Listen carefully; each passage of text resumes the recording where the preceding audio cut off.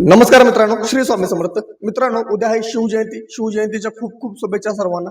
आज ज्या पद्धतीने आपण कालच्या काही की लेवल्स दिल्या होता, जिथून आपण स्ट्रॉंग रेजिस्टन्स सांगितला होता तिथून निफ्टीने डाऊनफॉल दिला, आणि जिथे आपण स्ट्रॉंग सपोर्ट झोन सांगितला होता तिथून निफ्टीने सपोर्ट घेऊन आपल्याला वरच्या साईडचा बाउन्स बॅक दिला.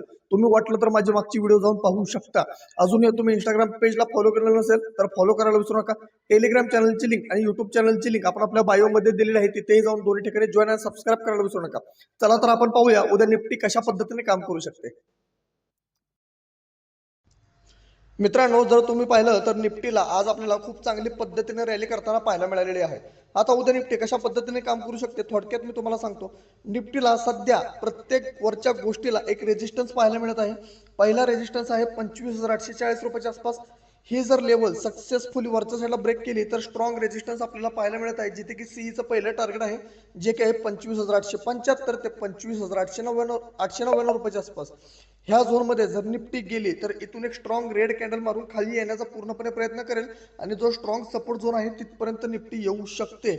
जोपर्यंत निफ्टी वरच्या साईडला 25,899 म्हणजे 25,900 स्ट्रॉंग बुलिश कॅन्डलने ब्रेकआउट देणार नाही, तोपर्यंत सीईचं दुसरं टार्गेट मिळणार नाही, जे की आहे आपलं छोटंसं टार्गेट 25,924 रुपयाच्या आसपास. परंतु एक लक्षात घ्या, जशी जशी निफ्टी आता वर जाईल इथं गॅप फिल होईल आणि इथून निफ्टी रेजिस्टन्स घेऊन पुन्हा एकदा खाली येऊ शकते.